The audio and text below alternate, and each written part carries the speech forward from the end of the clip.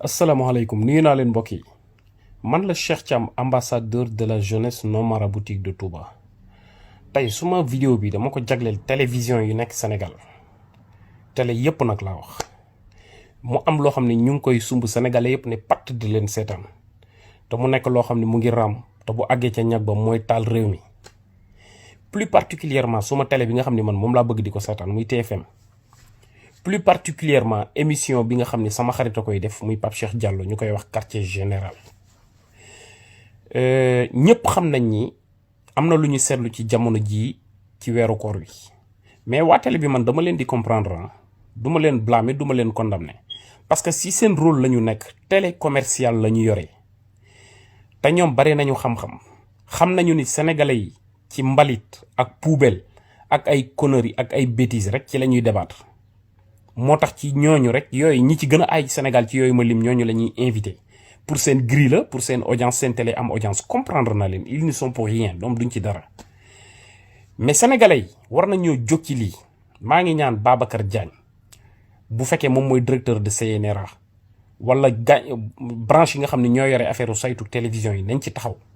lii moom moo nar a taal réew mi soi-disant waaraatekat yi nga xam ne ñoom la ñuy invité chaque jour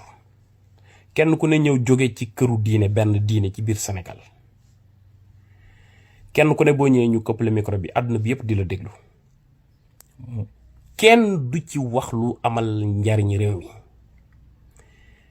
kenn du ci wax lu amal njariñ askan bi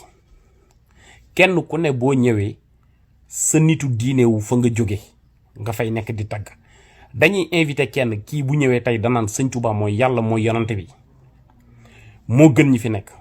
bu ëllëgee ñu woo benn waa kër Baye Niass mu ñëw ni Baye Niass moo jur yàlla moo jur yonante bi mooy bàyyi Seydina Mamad bu ëllëgee ñu woo ku jógee Tiwaawoon mu ñëw ni Alaaji Malick moom bi ñëpp di ut rëy dafa wàcce woon boppam maanaam ay xeetu léebonte yoo xam ne sinti nii mu ngi raam te loolu ñuy waxal nit ñu baax ñooñu noonu ñu leen koy jiiñal ñooñu ku ci nekk dëkk ba nga juddoo yaroo fa tëdd fa boo demee askan bi bu ñu añee duñu reer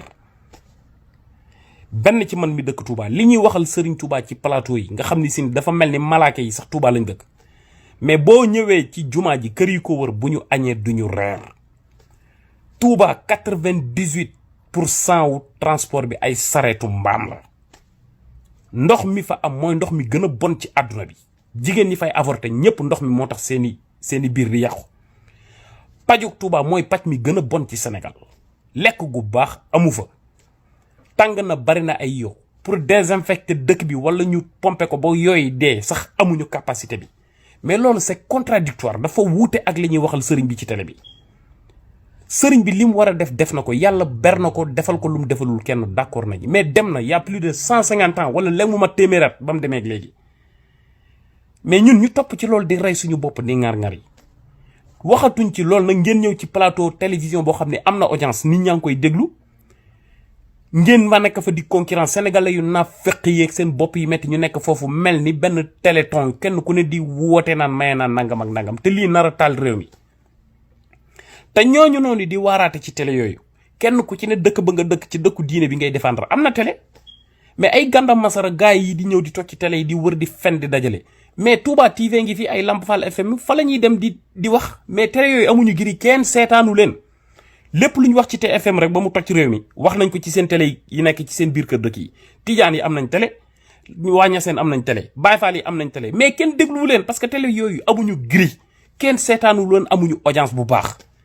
mais TFM léegi nekk benn plateforme boo xam ne askan bi bàyyi nañ ko xel yàlla jàpp na ci nit ñi bëgg ko ñu bëgg a profiter ci occasion boobu noonu nit ñi di seetaan ñu fay nekk di wax loo xam ne day taal réew mi mais sénégalais yi delloo si leen seen xel arrêtez de discuter dans la poubelle bàyyi leen di wax ay futilité lii na ngeen ci bàyyi xel bàyyi leen ci xel li lay rusul yi sinon suñu réew mi ñu ngi koy fowe ñun ñi nga xam ne am nañu malchance su dem ci dëkk yi nga xam ne am na ay guerre civile wala ay affaire rébellion wala ay affaire terrorisme Boko Haram yi ñu ngi alerté wax nañoo wax bay bëgg a dee kenn nanguwu ñoo déglu mais réew mi bu ñu ko fowe nañu xiirtal nit ñi nu ñu def ba réew mi avancé ku feebar bëgg a faju